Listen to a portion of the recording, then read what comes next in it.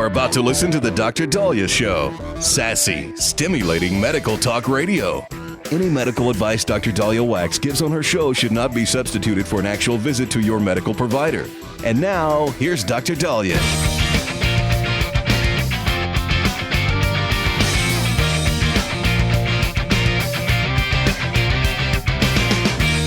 All right. We are back on the Dr. Daliah Show. Thank you all for tuning in. 1-877-Dr. 1-877-DOC-DALI. So a common question that gets asked is, do you collect your Social Security now or later? If you could access your Social Security at the age of 62, do you grab it before Social Security becomes defunct? Or do you wait? Because the longer you wait, the more the money you'll get and the more benefits you get. Now, it's a tricky question. We've talked about this on air a lot. It really depends on your health, your financial status. If you need the money now, you need the money now. And if you're turning 62, get it. But if you have other income and you don't necessarily need it, you get more the longer you wait. And those that are collecting it at 70, I think by 70, that's when benefits stop accruing. So it doesn't pay to wait after 70. You just start collecting it. But between 62 and 70, it could be a pretty significant amount. So you would think that's a no-brainer. If you need the money now, you get it. If you don't need the money, you wait. The problem is the government is not, managing our money well. And the fact that we've had to reform Medicaid because we don't have enough Medicaid funds, the fact that Medicare is struggling, and we're being told that Social Security can be defunct in a few years, starts to make people wonder, maybe I need to take what I can get now. And that's a tough question. So first and foremost, you want to be aware of what your benefits are. There's a study from the American Association of Retired Persons, AARP, and they apparently, I think Social Security's been around now for about 90 years. And only a quarter of Americans know that you can maximize your monthly payments if you wait till age 70. 40% of people could correctly identify the earliest age at when they could start taking it. But a lot of people didn't know that if you delay, you could get more money. So one is you need to be aware of that, because I think a lot of people go, wow, I finally get my Social Security, let me grab it. And then they don't understand that they had an opportunity where they could delay it. I think you are allowed to stop and then let it accrue again, but don't quote me on that. I don't want to say once you start accruing it, that's it. You have to take it, but definitely look into that. So if you're divorced, you could collect Social Security retirement benefits based on your former spouse's work record if you were married for at least 10 years. According to Daily Mail, a lot of people don't understand that if you are divorced, your Social Security benefits, like if you were a homemaker or house husband, whatever, that your benefits could be raised based on their work if you were married at least for 10 years. So that's pretty impressive. You need to talk to the Social Security office about that. Now, 75% of adults, however, are worried about the fate of Social Security, according to a new Gallup poll. I'm surprised it's only 75%. I think we all need to be worried about that. According to the latest projections, Social Security's retirement fund is supposed to run short in 7 years. They're saying that this could mean there might be benefit cuts as early as the end of 2032. They say a couple who worked would. They say this means a couple who both worked would receive $18,000 less each year if they retire at the start of 2033. Now, they say the new forecast from the Nonpartisan Committee for the Responsible Federal Budget moves up the insolvency date for both Social Security and Medicare trust funds. They had, I guess, projected that the funds would last until 2033, but I think they moved that up. Now, we believe that the big, beautiful bill will hopefully help that situation. But we're in a kind of this crossroads where if government doesn't spend the money right and we don't bring money in, whether it's by tariffs or other countries helping reduce our deficit, older people usually get the screws. And that's not cool. And so for those of you that don't trust the government, and you don't believe that future administrations are going to make sure that the money is going to be there and you're getting enough money for cost of living, and you think you could invest the money, throw it into NVIDIA, who knows? I leave that up to you. I am not a financial expert. For me, my thinking is if you could still work and you could still bring in income, the longer you wait, the higher your benefits. Some people are getting $2,000, $3,000 a month with their Social Security, but others are only getting $1,600. $1,600 a month you can't live on. If you think you taking that money and investing it will be a safer route, well, I'll leave that up to you. For me personally, I'm a workaholic, so I'm going to still keep trying to work, and I'm still not there yet at that, and wait, because obviously the higher amount, the better. But, we do have some concerns. I'm not a conspiracy theorist or a pessimist, but the baby boomers, are turning 65 by the minute. And it is a huge population that the government did not adequately prepare for. And even though you and I have been paying into Social Security and paying taxes for years, it's not earmarked for us. I know that we have, sorry, my nose is running.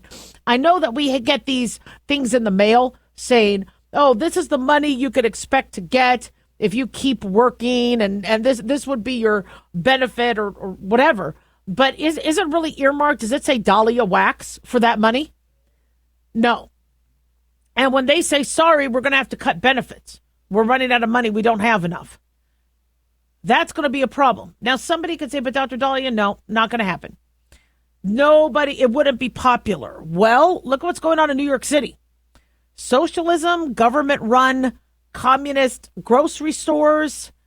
Look at how Zohran Mamdani might be the next mayor. He was anti-NYPD. He was, defund the police. And look how far he's gotten and may be their next mayor. I know he's trying to backtrack on some of that, but so, yeah, we can eventually very easily have somebody that gets into office saying, you know what, sorry, you older people, we need the money for the younger. 1-877-DOC-DOLLY, don't go away.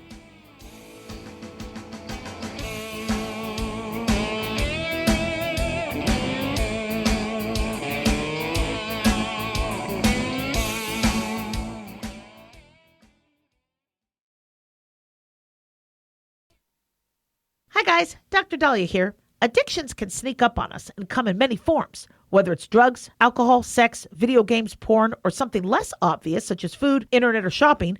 Addiction can seem innocent at first and then evolve into an insurmountable evil. In our book, Addiction Basics, Caitlin Kalikas and I dive into the common addictions and provide tips for identifying and preventing these before they sneak in and take over our lives. Addiction Basics can be found on Amazon or my website, drdaliah.com. Check it out. At Hotshot Secret, we share the science behind common diesel problems. For example, diesel fuel cetane levels. The cetane rating in diesel fuel is 42 to 45. Most diesel engines operate more efficiently with a cetane rating of 48 to 50. One treatment of Hotshot Secret Diesel Extreme will raise your cetane 7 points, increase fuel economy, and improve cold starts. Hotshot Secret Diesel Extreme is available nationwide at truck stops, fine farm and auto stores, and online at hotshotsecret.com. Hotshot Secret, powered by science. Let's face it, guys, we're living in times where the truth is becoming more suppressed and censorship is increasing at an alarming rate, especially on social media platforms. It's Clyde, and I want to tell you about a safe and secure digital playground we put together just for you. It's aftermath.media. You get access to thousands of Ground Zero archives and podcasts, along with our private social media groups with your basic membership starting at only $7 a month. Each subscription includes tech support, access to the RSS feeds, along with our own chat room and Telegram channel. In addition, the premium membership includes research study groups, webinars, a document and movie library, a live video stream of Ground Zero, a monthly Zoom chat with me, and other bonus content. Be sure to check out our yearly specials as well. Sign up today while you're thinking about it. Sign up at aftermath.media. Again, that's aftermath.media.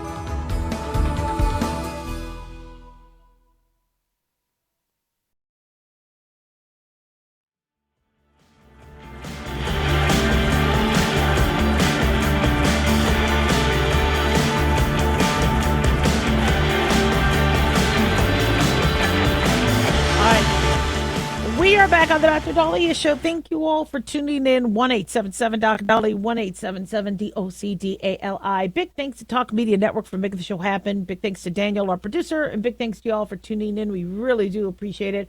Don't forget to follow us on Twitter or X at Dr. Daliah, Facebook, The Dr. Daliah Show, and on YouTube, click like and subscribe. So one of the most hated stories, and, I don't give a damn about either person story, is this whole Blake Lively, Justin Baldini case with the This It Ends With Us movie, which I saw and sucked. It had sucked. It was a stupid movie. I didn't like it, but wasted 2 hours of my life. So you keep seeing the headlines for that. What's interesting, though, is although most people don't care about either of these two people, or the story, a lot rides on what's going to happen with this. And that's why it's captivating some people. And it's because you have a star who's married to Ryan Reynolds. Ryan Reynolds, pretty popular star. I like Ryan Reynolds. I think he's pretty gifted. But you have Blake Lively, who has her own acting career, who has made a series of allegations against her co-star, actor-director Justin Baldini, claiming various instances of alleged sexual harassment and retaliation. Baldoni challenges those allegations, also makes claims of his own, and says that there was this smear campaign that was orchestrated by Lively, the publicist, Ryan Reynolds, and I guess now both are accusing each other of smear campaign, etc. And so one thing that people are watching with this is when somebody accuses somebody else of sexual harassment. I mean, and, having been harassed and assaulted, sadly, it happens all too many times. But the one thing I will not stand for is somebody lying about it. And so, based on Baldoni being very open about his texts, showing the public what, happened between them. And I'm not saying I believe him over her, but now people are kind of looking at this going, wait a second. If she really wasn't harassed and she's claiming sexual harassment, this might cause a big change in the false accusation landscape of people accusing somebody else. And so this is, to me, a lot more significant than I want it to be. I really can't stand seeing both of them in the news. I can't. From what I understand, both of them nobody likes to work with. I don't know. I don't really follow a lot of Hollywood news. But the one thing I see time and time again, one, is sexual harassment, but two, people claiming it when they weren't. And that's a problem. And so from what I understand, the depositions are starting. I think the case is moving forward. Blake Lively is set to undergo her deposition on Thursday. And, she has, I think, a $250 million lawsuit against her co-star. And now apparently there's footage where, she claimed that Baldini was nuzzling her neck, smelling her, making comments, and that these things were inappropriate and the microphones were switched off, but the footage shows no, the microphones were on. And you see them talking pretty professional, trying to, through the scene, which my guess is very awkward when you have to be nuzzling, somebody who's not your spouse. And there's a lot of weaknesses in her case. And if the trial does prove, or the case does prove that she was exaggerating or lying, what should the ramifications be? Now, this is tricky because many individuals who are assaulted, including myself, the trauma you hope ends after the assault. But you feel like if I start to bring it up, I got to relive it. And then I get questioned. And then I get discriminated against. And so many victims say, you know what? I'm just going to shower and just, I hopefully this never comes up again or never happens again. I think you should always report it, get yourself evaluated, tested, etc. But a lot of people feel that they are going to be re-traumatized going through it again. And so what I don't want is people fearing retribution for alleging sexual harassment or assault when it happens. But on the other end, if you're going to be accusing somebody who didn't, okay, I'm sorry, you're on my poop list. And I think that's disgusting. Playing that card when there are real victims out there. And then the average person, if we continue to have cases like this, if that's what this is, I'm not accusing Blake Lively of this, but if that ends up being the result of this, where she was lying or fabricating things, then the average person who may be a victim is going to be distrusted. And this actually hurts women more or hurts victims more. Look at that illegal immigrant who pretended to be abducted by ICE. That didn't help. If she was trying to help, if she was trying to do that to help other illegal immigrants stay in America illegally, that didn't help at all. And it hurt kidnapping victims. The more you hear people are faking their kidnapping, I mean, look at all the people abducted and trafficked. There's got to be a real harsh penalty for somebody lying about something like that. Or faking their own death. And I don't know how to move forward with this. There was a woman who was arrested by a cop, and she claims that he assaulted her when he was putting her in the back seat of his SUV vehicle, the cop SUV, the work vehicle. And luckily he had his cam on. And the camera showed that no, she was put into the back seat and that was it. It's disgusting that this has happened. And now you're hearing more and more officers like, I guess those cameras do help us. So people can't claim we did X, Y, and Z. Doctors were thinking about having cameras in the rooms because people were accusing them of assault. How would you like to have your pap smear on film? Well, if somebody is accusing somebody of assault when they didn't, doctors are going to want to protect themselves. I don't want a camera in there. And there are doctors that commit assault. But the liars are the ones who ruin it for the rest of us. So a lot of people are looking at this case, not because they care about these two, but if this really was a setup and then, we're going to smear you and we're going, hopefully it makes people think a little twice. Think twice about, do we really want to go there? We don't want victims to be afraid to speak up. But then a question comes up saying, in terms of harassment, assault, you should go to jail. I wish we could do eye for an eye, but we don't do that anymore. But assault, that's a crime of its own. But somebody commenting on the way you smell, that's one of the allegations. He says she smells good. Is that sexual harassment? We are going to breed a society where men won't want to work with women. That's already happening. Where men are asking, can I just be in a room of men? I don't want to be accused of anything. I don't want to accidentally give a compliment or something and it be construed the wrong way. I don't want to be working next to them or on duty or on a tour of military tour and then accidentally our elbows hit or I accidentally hit her boob. You know how many coworkers have accidentally hit my boob or my butt? I know it was an accident. Now, I've had patients who have done it. Sometimes they got away with it multiple times. I kicked their butts out of my office.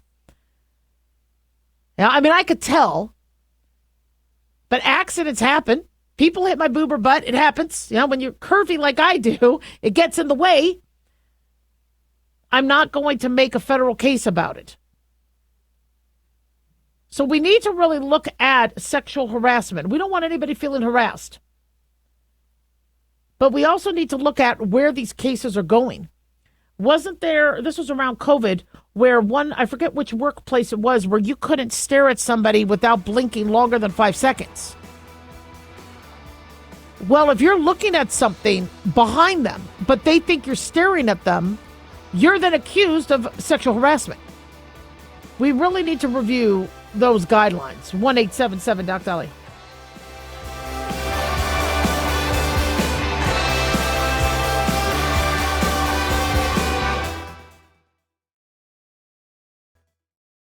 At Hot Shot Secret, we share the science behind common diesel problems and their solutions. For example, Diesel fuel cetane levels. in many states, the cetane rating in diesel fuel is 42 to 45. Most diesel engines operate more efficiently with a cetane rating of 48 to 50. One treatment of Hot Shot Secret Diesel Extreme will raise your cetane 7 points, increase fuel economy, and improve cold starts. Due to a cleaner burn, there are less hydrocarbons and particulate matter in your exhaust. This reduces the blockage of your diesel particulate filter. Using Diesel Extreme generates 83% less DPF regeneration. The 6-in-1 Diesel Extreme formula also includes the most concentrated detergent on the market, lubricity enhancer, water demulsifier, rust and corrosion inhibitors, and a fuel stabilizer. Hot Shot Secret Diesel Extreme is available nationwide at truck stops, fine farm and auto stores, and online at hotshotsecret.com. Hot Shot Secret, powered by science.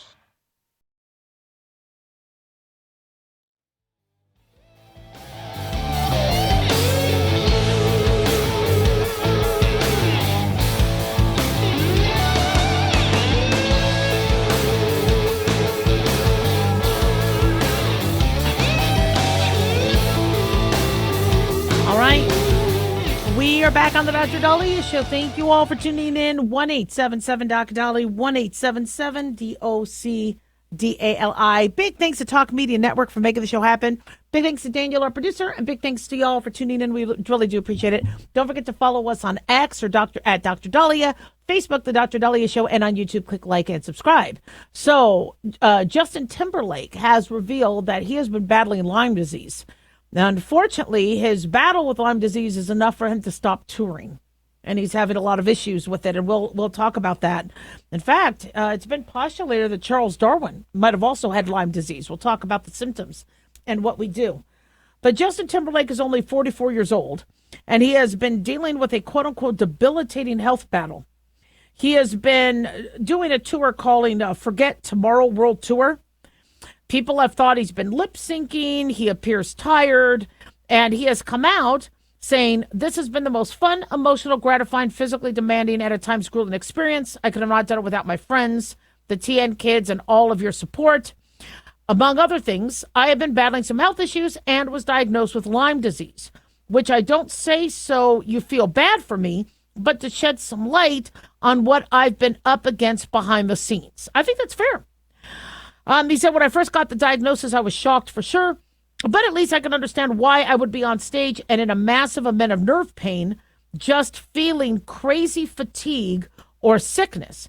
He said, "I decided the joy that performing brings me far outweighs the feeling stress my body was feeling, so I'm glad I kept going," he says. He says more, sharing all of this with the hope that we can find a way to be more connected. "I'd like to do my part to help others experiencing this disease too." So many people have said he looked tired. He, had quote unquote embarrassing and bare minimum shows. I got to tell you, these shows, these performers, Taylor Swift, they put a lot of work into it. They bust their butt. The Shakira concert, wow, just the amount of energy and the amount of performance. They're out there dancing and moving. Beyonce, the same. So it's a lot of work, and you need to be able to perform, which is why it's not a shock when you hear stars cancel at the last minute. If they're not feeling they could do that physical activity or they have that voice to do it, they don't want to have a one bad show. One bad show was not. Now, I know you all said, Daliah, Dr. Daliah, you've had some bad radio shows. For some reason, I'm still on the air. I don't know how much longer it's going to go on, but I could have a bad show and luckily rebound. For some of these other individuals where people are paying are you guys paying ticket prices? No. When you start paying, maybe. But when these people are paying hundreds to thousands of dollars for a ticket, they demand a good show for those 2 hours or 3 hours. Unfortunately, if somebody does have Lyme disease, they could be fairly ill. And we are seeing an uptick in Lyme disease because it's a bacteria, the Borrelia bacteria, that is transmitted by ticks. And so if you are exposed to the Borrelia bacteria, say Borrelia, but it's a Borrelia. I hear it pronounced both ways. The tick bite, most of the time humans get it by a tick. If the tick comes off you or you rub it off and you never know, you could never know you were exposed. If you did get bit by a tick, we recommend you get the area evaluated, make sure no pieces are left in there. There's a way to remove a tick. I know in the old way, people would light a fire to the tick. Do not bring any match towards your body. You kind of grab it, right under the thorax by the abdomen. Don't grab it by the head. Don't grab it and then a one swift pull to get the whole thing out. But we doctors can pick out any extra pieces if we have to, make sure your tetanus is up to date, and then give you antibiotic prevention, prophylaxis. But Lyme disease is most common in the upper Midwest, northeastern mid-Atlantic states, very common in Europe, South Central and Southeastern Canada. If you're near ticks or if you've ever had a tick bite, you could be at risk, especially if it's the deer tick. And tick-borne disease, it can be very mild and go away, or it can be serious. So Lyme disease symptoms could happen anywhere from 3 days to 30 days. So how many of you remember where you were 30 days ago? Now, 2 months ago, I was in Acadia National Forest in Maine. I don't think I got any tick bites, but that was 2 months ago. So when you hike a lot and you do a lot, it's hard to remember where you were and what you were doing. But the stage 1 can be a limited set of symptoms. You might get a rash. The rash looks like a circle that spreads, and it might start to look like a target or bullseye, where you have a clear center, but then you have the red expanding. And you could also get fever, headache, tiredness, joint stiffness, muscle ache, swollen lymph nodes. And the funny thing is these symptoms people might think is COVID or flu. I can't tell you how many people say I have the flu. And I'm like, we are having some one-off flu cases after flu season, but they're like, well, just give me flu medication. I go, but what if this is Lyme disease? What if this is COVID? So fever, headache, joint stiffness, fatigue, muscle aches and pains. It could be anything. Swollen lymph nodes can also happen. Stage 2 is what happens when Lyme disease is not addressed. And these symptoms could show up between 3 to 10 weeks after a tick bite. According to Mayo Clinic, you could get a lot of rashes, neck pain or stiffness, muscle weakness of the face, immune system issues. You could start getting irregular heartbeats, get pain from the back and hips that spread to the legs. Some people will say, well, it's my sciatica, or it's my SI joint, or it's my lumbar radiculopathy. It could be, but it could also be Lyme disease. Pain, numbness, or weakness in the hands or feet, painful swelling in tissues of the eye or eyelid, immune system activity and eye nerves that cause pain or vision loss. Now, we get a lot of people who call up with swelling of the eyes, and they're like, I got pink eye, but the eye isn't pink. It's white, but their eyes are swollen. Well, that could be a sign also of Lyme disease, among other things. Stage 3 is when it's disseminated or late. And you could get major arthritis, pain, swelling, stiffness. These could happen months after the tick bite. There's a acrodermatitis chronic atropicans, which is a skin condition, discoloring of the skin, and unfortunately, it's it could be serious, especially when you start getting neurological involvement, renal involvement, cardiac involvement. So luckily we have antibiotics. Remember, it starts out as a bacteria, or this is where Lyme disease originates from. So we do have antibiotics. If you were bit by a tick, on day 1, we'll give you 200 milligrams of doxycycline. Doxycycline, these little blue pills, only come in 100 milligrams. So we give you 2. We tell you to take those 2 and then follow up with the doctor for testing. And the testing will happen within a week or 2. Sometimes we don't want to do it too early. But if we do think you have Lyme disease, we'll put you on antibiotics for at least 10 to 14 days, and you might even need longer. If we think you have severe Lyme disease, then we're going to be giving you an IV antibiotic. The problem is if you've already had some long-term symptoms from Lyme disease that has already affected, your heart, or then the antibiotics might not fix that or reverse that. So we need to be pretty diligent about avoiding tick bites.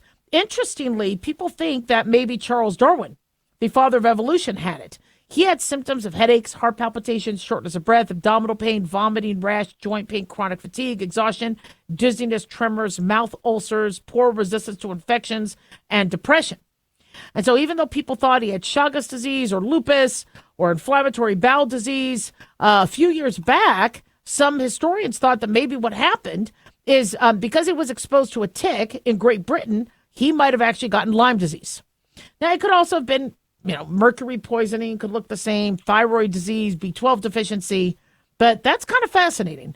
And so I don't want to say he had Lyme disease. Right now I'm going to call it Darwin disease, but he had a lot of issues. He suffered a lot of issues, but then again, he was really out there and exposed to a lot. So get yourself checked out. In terms of ticks, make sure when you hike, you tuck your pants into your socks or boots. I know we don't want to look like geeks, but that's okay. We all look like geeks when we hike. It's totally fine. All right, and protect your skin, and make sure you do tick patrol after you go hiking, all right, or playing out in the woods. Check for ticks. 1-877-DOC-DOLLY. Don't go away.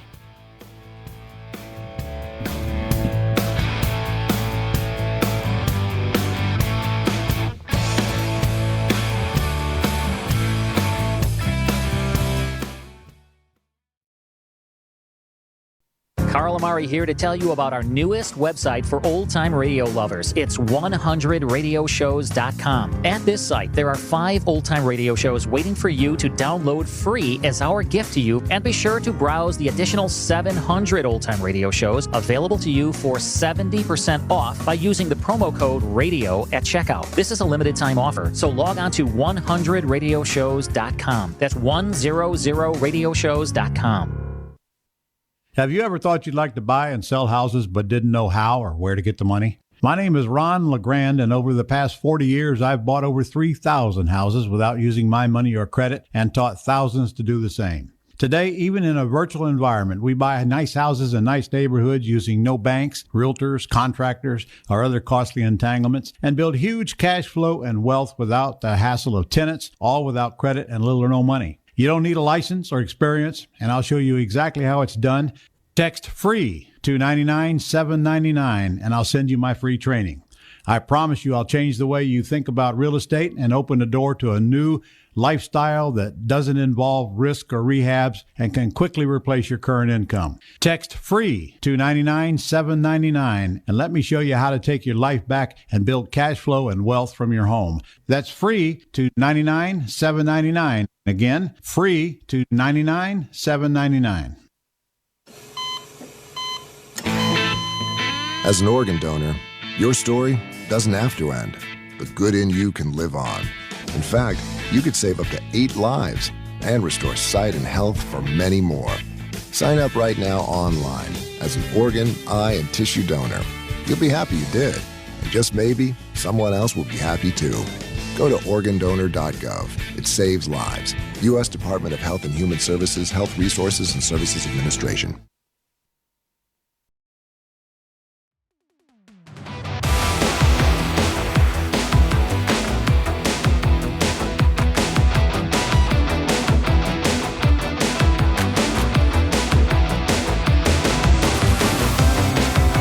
All right, we are back on the Dr. Daliah Show.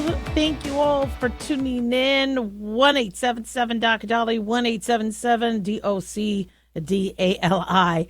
So one of my listeners wants to be anonymous, but wants me to ask how, or talk about how to cut the line in the ER. People are able to get ahead of you in the line. What sort of fast pass or Genie Pass, Disneyland Pass are these guys getting, where they are being able to take cuts in front of the ER? Is it somebody you know? So the ER is really tricky.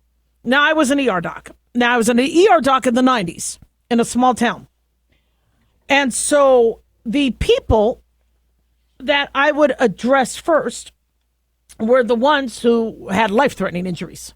We had somebody blow his foot off because he had kicked some 4th of July firework. There was some firework dust or some powder that he thought was like part of the gravel. He was just cleaning off the sidewalk and he kicked it and it blew off his foot. It was crazy. We also had jet ski accidents where 2 people ran into each other.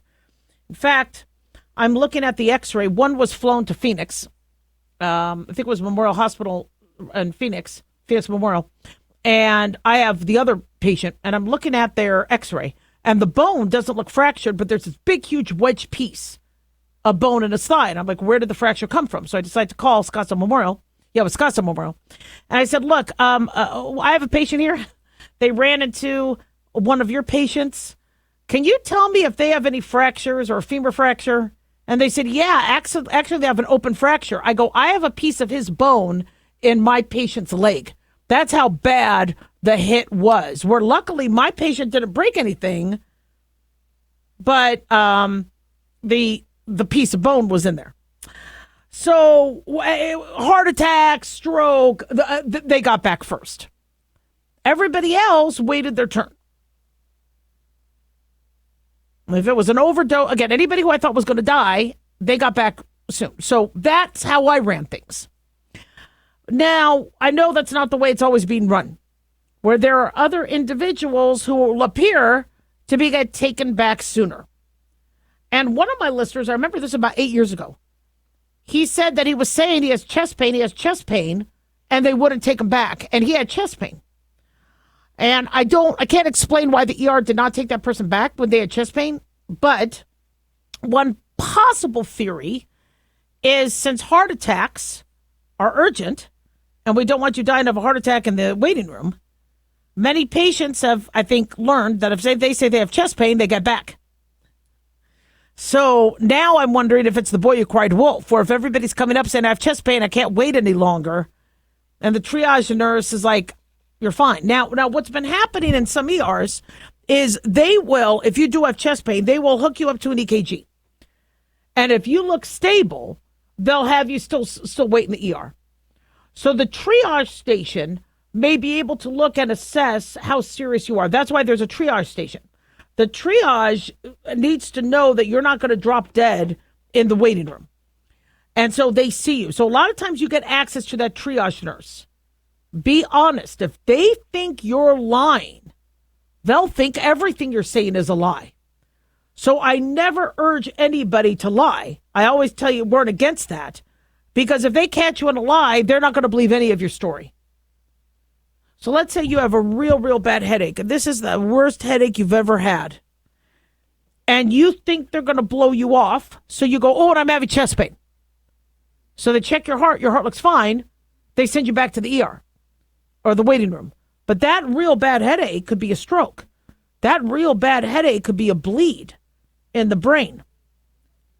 But because you BS them about the chest, so be really honest.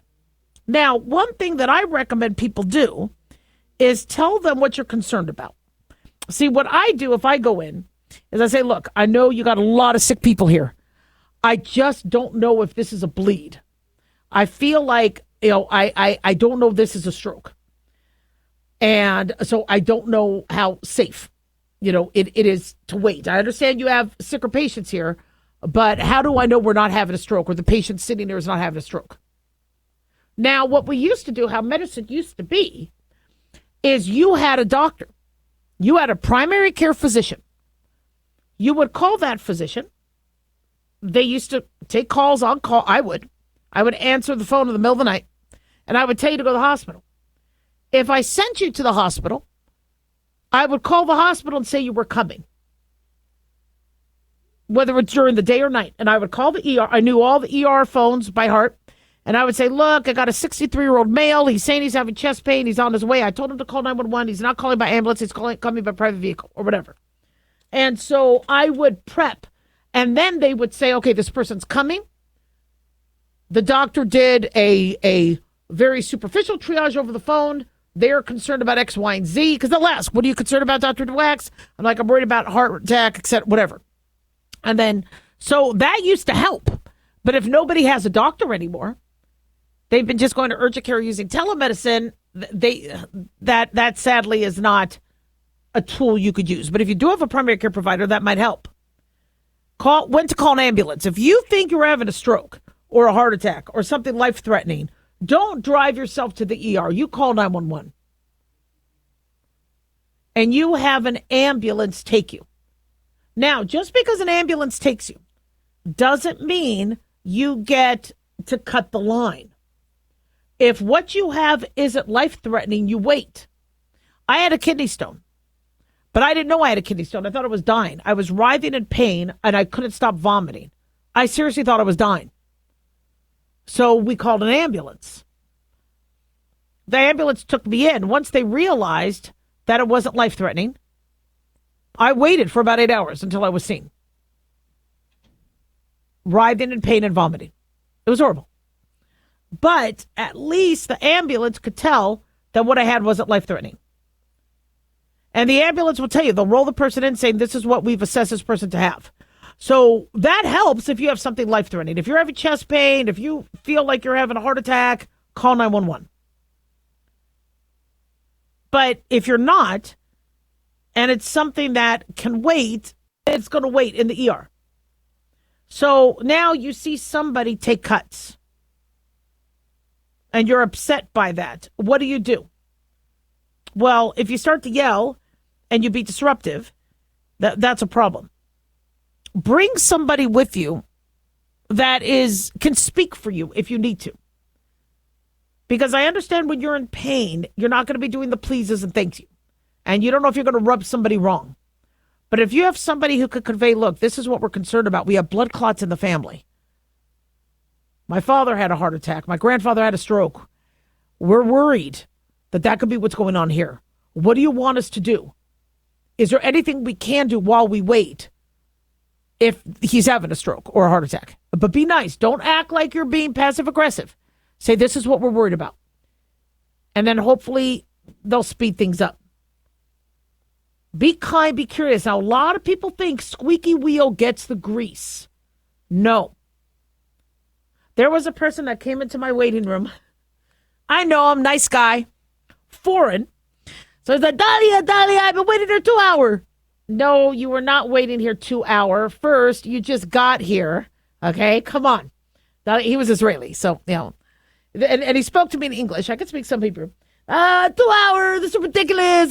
You're taking too long. I go, first of all, I'm not taking too long. Okay, we have other patients. All right, and you have not been here 2 hours. If you keep exaggerating, you will be here 2 hours. So sit down and let me do what I need to do, because now you're slowing me down, and now it's going to be taking another hour. Oh, this is ridiculous. And anyway, he got it. He was fine. But that's not going to speed things up. All right? But it's really your medical condition and their weight. Another thing, too, is get there early. Don't wait till the last minute to get to the ER. 1-877-DOC-DALIAH.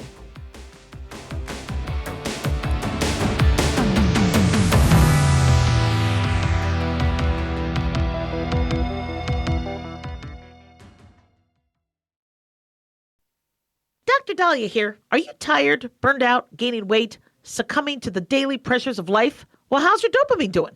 How you feel right now, how you'll feel an hour from now, and how you'll feel next week is completely reliant on your dopamine.